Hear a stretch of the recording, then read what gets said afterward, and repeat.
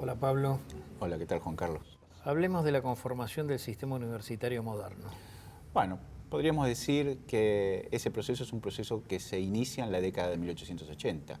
1881 se nacionaliza la Universidad de Buenos Aires y acá en esa década tenemos dos momentos centrales, en un contexto que es el contexto, obviamente, de consolidación del Estado Nacional, de fin de las guerras civiles y de aparición de un elenco gubernamental o una clase dirigente, si la podemos llamar así, que empieza a establecer una separación, aunque limitada, obviamente, entre Iglesia y Estado.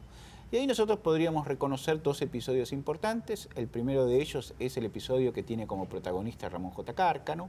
Cárcano es un personaje central de este nuevo elenco gobernante, una persona muy ligada a Miguel Juárez Celman. Y él en esa década presenta en la Universidad de Córdoba su tesis para optar al título de doctor. Y el título de la tesis es de la igualdad de los hijos naturales, adulterinos, incestuosos y sacrílegos. Es una tesis que contradice incluso, se pone en disputa con principios establecidos en el Código Civil y que genera un enorme revuelo en la universidad y en líneas generales en la sociedad cordobesa. La tesis es rechazada en primera instancia por los profesores, argumentando que una institución católica, no, como es la universidad, no puede aceptar una tesis que sea contraria a sus principios. Bueno, Cárcano se defiende sosteniendo que a él lo amparan las garantías constitucionales y concretamente la libertad de expresión. Y acá se genera un conflicto que termina con la exoneración de un grupo de profesores de la Universidad de Córdoba e incluso también con la exoneración de una figura central en la Facultad de Derecho en la Universidad de Buenos Aires, que era José Manuel Estrada, también, digamos, un personaje central dentro de los círculos católicos porteños, que se solidariza con los profesores cordobeses y es también exonerado. Ese momento se traduce, podríamos decir así, en una primera separación entre iglesia y universidad.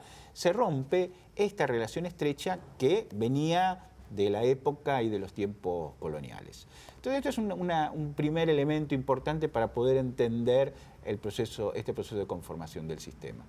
El segundo elemento central es la sanción de la primera ley nacional que va a regular el funcionamiento de las universidades, que es la llamada Ley Avellaneda, por quien fue uno de sus primeros impulsores, senador y por entonces también rector de la Universidad de Buenos Aires y expresidente Nicolás Avellaneda. Y acá, bueno, convendría detenernos un tanto en el análisis de la ley.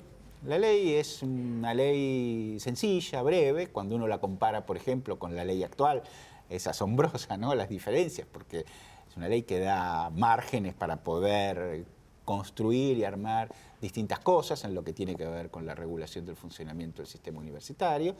Ha sido estudiada, digamos, hay un antiguo trabajo de Norberto Rodríguez Bustamante sobre el tema, un trabajo también de Enrique Groisman, más reciente. Ahí hay, digamos, algunas cuestiones que a mí me parece importante tener en cuenta cuando uno mira la ley. La ley establece, podríamos decirlo así, una autonomía ciertamente limitada. Hay una asamblea universitaria compuesta por los integrantes de lo que en la ley se llaman las facultades, pero que son los miembros de los consejos académicos o academias. Todavía no se utiliza el término consejo, no se va a utilizar el término consejo directivo, que es un poco posterior. Los miembros de las facultades, entonces reunidos, eligen a un rector. Tiene ciertas atribuciones la ley, le da a la universidad para poder armar limitadas, para poder armar sus planes de estudio, establecer los derechos arancelarios, porque en aquella época se paga, digamos, se paga un arancel para poder asistir a la universidad. Pero, digamos, de todas maneras, yo creo que... Y regula también el tema de los concursos.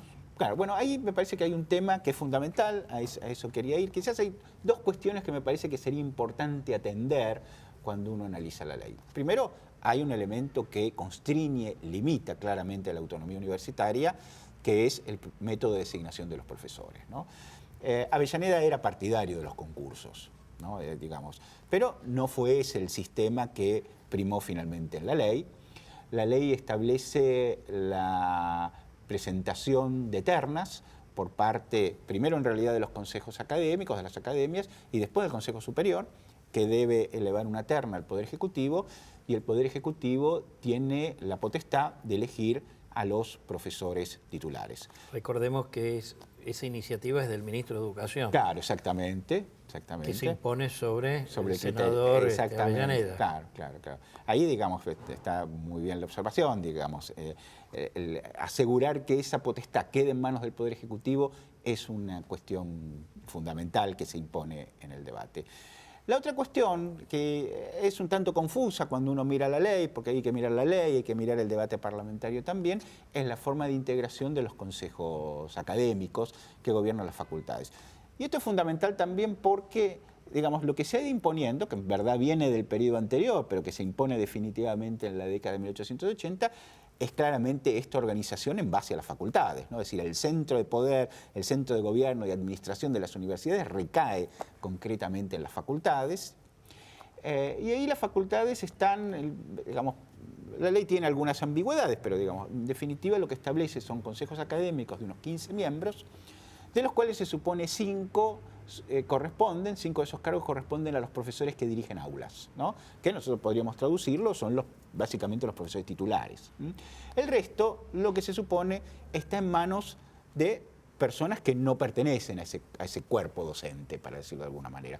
Son personalidades prestigiosas, que puede ser de la política, del mundo de la profesión, pero la idea que prima en esta discusión es que no termine predominando el espíritu corporativo del propio cuerpo universitario y de los profesores en el manejo de la universidad.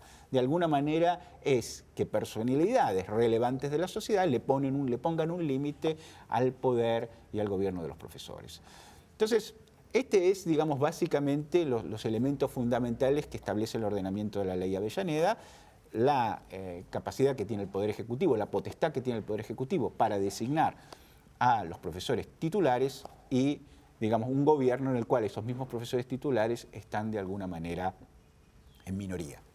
La ley establece un margen amplio de interpretaciones en otros aspectos y esa flexibilidad que de alguna manera tiene la ley le va a permitir prácticamente sobrevivir hasta el periodo, hasta el gobierno de Perón, ¿no? Es decir, prácticamente, obviamente en el medio nosotros tenemos procesos de interrupción del orden institucional y ahí la ley, digamos, no funciona, pero en líneas generales, digamos, la ley mantiene una notable vigencia a lo largo prácticamente de toda la primera mitad del siglo XX. Ahora recordemos que está legislando para 2 universidades estatales de jurisdicción nacional.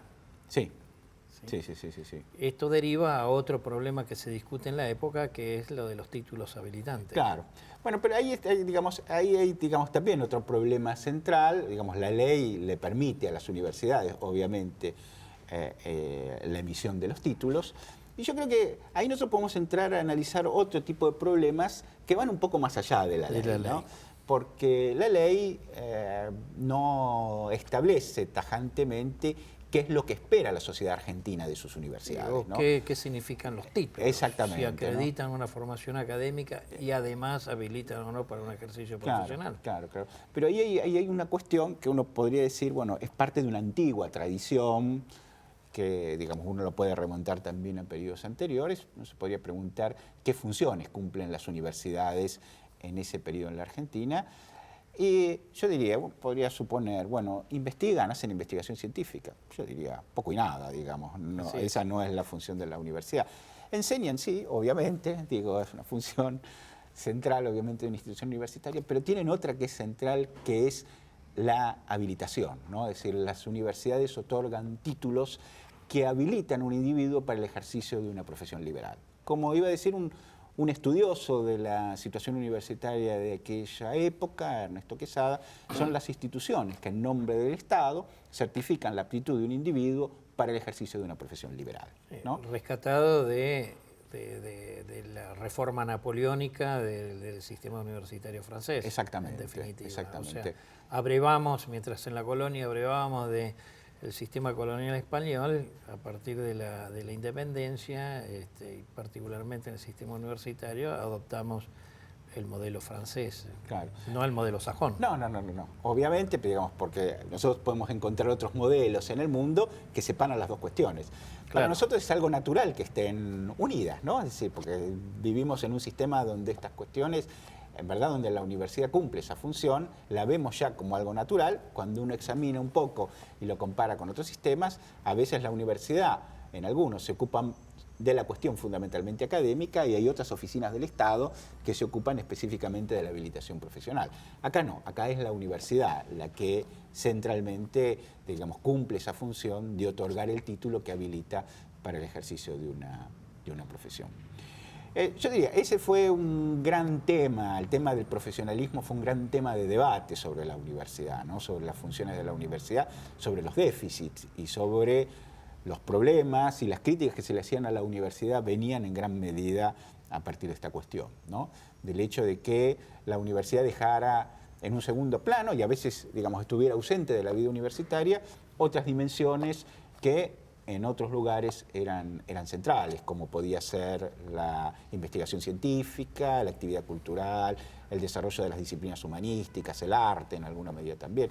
Eso en líneas generales o estaba en un muy segundo plano. Claro, tampoco toma, digamos, como vos decís, la trayectoria de la Universidad Alemana a partir de la Universidad de Berlín de 1810, en el sentido de ser una universidad de investigación, ni tampoco el modelo americano, estadounidense, de una universidad que se va extendiendo en el territorio, va dando respuestas técnicas a los problemas productivos como son el agro. Claro. Entonces está concentrada en esas profesiones liberales. Claro, y eso es lo que le da la característica particular de ese sistema universitario contemporáneo. Sí, yo diría médicos, abogados, obviamente, en un muy segundo plano ingenieros.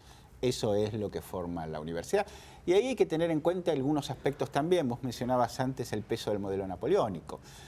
Ahí hay un problema que es un problema centralmente político, ¿no? Es decir, obviamente la universidad napoleónica, heredera de alguna manera de la Revolución Francesa, no iba a permitir que, digamos, que había también construido un Estado laico, si se puede decir así, donde el conflicto con la Iglesia, sobre todo en las primeras etapas, fue central, no iba a permitir que cualquiera formase a sus abogados o formase a sus médicos, porque son disciplinas que son, profesiones que son centrales para la reproducción de la sociedad. Entonces el control ideológico y político, y el episodio de José Manuel Estrada, la expulsión de los sectores católicos lo muestra claramente, el Estado hace, digamos, a través de los mecanismos que le propone la ley, como la designación de los profesores, establece el control sobre lo que se va a enseñar, ¿no? Sobre los contenidos de la enseñanza. Tenemos la ley 1420, que establece la enseñanza laica, y continúan las polémicas ya ingresando al nuevo siglo. Exactamente. A propósito de los intentos de constitución de universidades libres, básicamente confesionales, que no prosperan en las primeras 2 décadas del siglo XX. Sí, yo diría, ahí nuevamente hay un problema. Yo digo, quizás el problema no está tanto en que puedan enseñar o no, porque cuando uno quizás se remonta a periodos más posteriores, ¿no? Uno puede encontrar instituciones que en algunas disciplinas, en filosofía, daban ya formación académica, formación intelectual. El problema central es el título. Lo que no pueden hacer este tipo de instituciones y el Estado no les va a reconocer nunca es la posibilidad de titular y de habilitar. Ese es el problema central. Ahora eso está vinculado a los dos títulos de las 2 profesiones que son las destacadas en la época, abogado y médico. Sí. Porque si hubiera sido filósofo, físico, sociólogo, politólogo, etcétera, nadie hubiera entrado en ninguna discusión. Claro. De hecho, cuando la primera universidad privada, la católica, se abre en 1910, el problema es que quiere formar abogados. Claro, entonces ahí viene, eso estaría prohibido, porque esos abogados no pueden ejercer la profesión. Exactamente, ese es el problema del control de los contenidos de la enseñanza, es un problema de control ideológico y un problema político. Este es un Estado que, aunque con limitaciones, establece esa separación con la Iglesia, ¿no? Entonces ahí, digamos, el control de los contenidos ideológicos de la enseñanza es fundamental. Pero déjame agregar una cosa que yo creo que es importante. El tema del profesionalismo, el tema de la orientación casi exclusiva de las universidades en una orientación profesionalista, podría encontrarle raíces históricas, quizás podría encontrarle hasta raíces en la época colonial, algo de lo que nosotros habíamos conversado antes. Pero también hay un elemento fundamental que es la presión de la sociedad, ¿no? Es decir, los jóvenes que están en condiciones de acceder a la universidad lo que quieren es fundamentalmente un título profesional, ¿no? Entonces ahí la presión social es fundamental para poder entender esta orientación que tiene la universidad. Y eso se debe, podríamos decirlo, quizás simplificadamente, a distintas razones, pero quizás hay dos que son importantes. Obviamente las materiales, ¿no? Es decir, la recompensa material que en términos materiales esta sociedad le da a los títulos profesionales, pero también la recompensa en términos simbólicos, ¿no? Es decir, el prestigio que en estas sociedades tienen los que ejercen este tipo de profesiones, e indudablemente también en una sociedad de inmigrantes, en una sociedad en la cual el ascenso social se convierte, digamos, en un objetivo central de muchas de las familias de inmigrantes, el proyecto para sus hijos, que retrató maravillosamente Florencio Sánchez en Mi hijo el doctor. Bueno, esta cuestión, digamos, del acceso a la universidad y la posibilidad de acceder, digamos, al título profesional es central, ¿no? Ahora, esto no ocurrió en el resto de Hispanoamérica, porque la separación de del Estado y la Iglesia no aparece en relación a las profesiones, ni en el Perú, ni en Chile, etcétera, que habilitan la creación de universidades privadas con facultades para entregar títulos de abogados o médicos. Sí.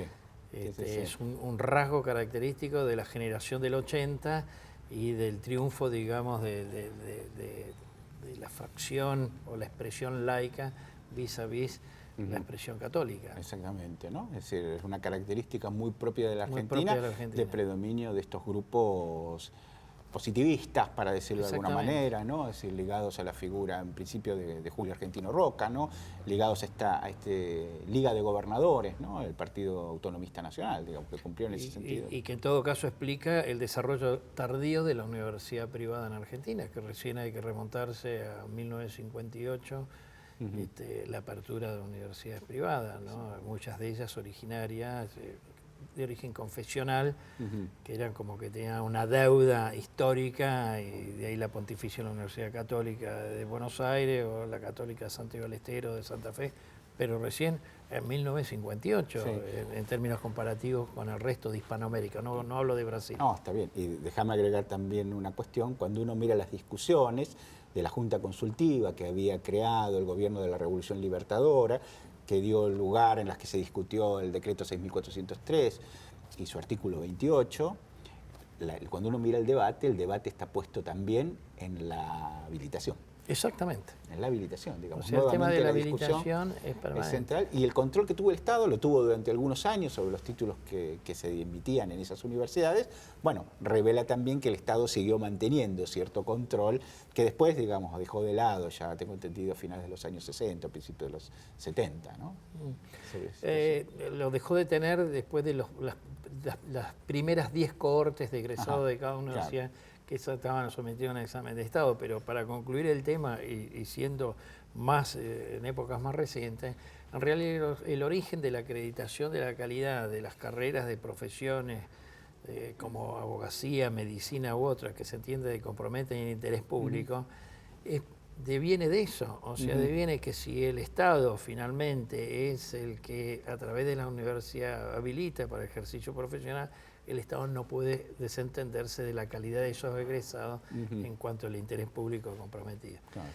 ¿Querés cerrar por este periodo? Porque nos acercaríamos ya a lo que son la Universidad de Buenos Aires en 1905, 1906 como prolegómenos de la reforma universitaria. Bueno, yo diría, y en esto quizás cuestiones que podríamos tratarlas después con mayor detalle, cuando uno mira las críticas, los cuestionamientos que hay del sistema universitario en esos años, creo que uno podría puntualizar algunos en particular. El primero de ellos es la crítica, obviamente, al profesionalismo, ¿no? Es decir, la idea de que la universidad tiene orientación exclusiva hacia la formación de profesionales liberales.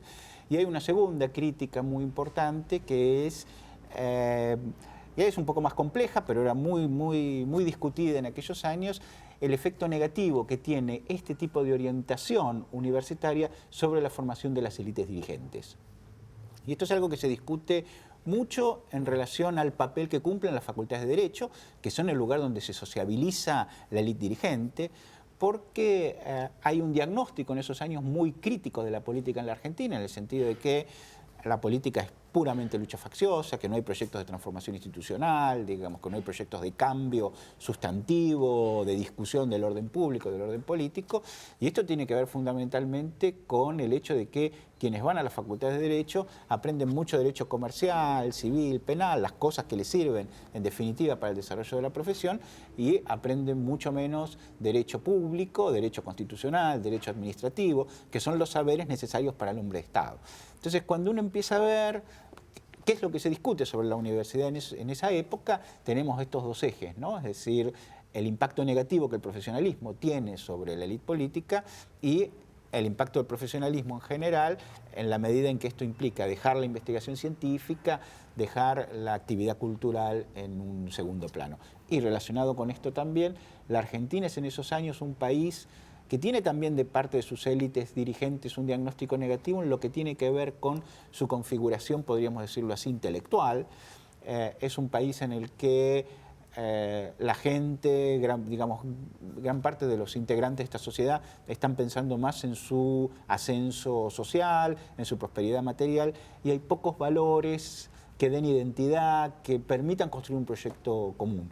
Y bueno, la universidad tiene una responsabilidad, el sistema educativo en general, digo, y la universidad, por no crear estos vínculos espirituales de alguna manera que permitan construir verdaderamente una sociedad nacional. Incluso en Historia de la Educación de Juan Carlos Tedesco menciona la época como para la formación del ciudadano y no tanto para un proceso económico, porque llamativamente esa generación del 80 que dio lugar al modelo agroexportador basado en la producción agraria, dio muy pocos técnicos e ingenieros agronómicos y de formación técnica para la mejora de la producción local, ¿no? Sí, pero yo diría, ahí también me parece que una discusión... Digo, en cuanto al número incluso de egresados que había. No, pero ese es un tema, de verdad, muy importante, sobre el cual me imagino que algunos estudiosos sobre este tema tendrán alguna respuesta. Facultades de agronomía hay, se crean, porque en La Plata...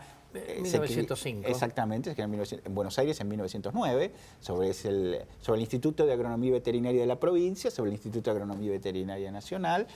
Pero es cierto, digamos, en La Plata creo que es un 4 o 5% de los estudiantes, ¿no? O sea, una universidad que se propone el número de estudiantes como una universidad moderna, pero son muy pocos los que van. Ahora es un país cuyo eje central está en la producción y exportación de bienes agropecuarios. Bueno, y donde en realidad quienes han estudiado el funcionamiento de la economía en los últimos años saben que era un sistema que se desarrollaba con un cierto grado de nivel tecnológico, ¿no? Sin embargo, la gente no quería ir. Así es. No quería ir, porque el problema, digamos, es también un problema vinculado con la carga simbólica que tienen las distintas profesiones, el ascenso social y el prestigio que cada una de ellas tiene. ¿Y a dónde iban? Pero el otro problema tampoco es que los tomaban en los emprendimientos agropecuarios. En realidad la gran mayoría de ellos terminaba en las oficinas públicas del Ministerio de Agricultura, ¿no? Gracias, Pablo. No, gracias a vos.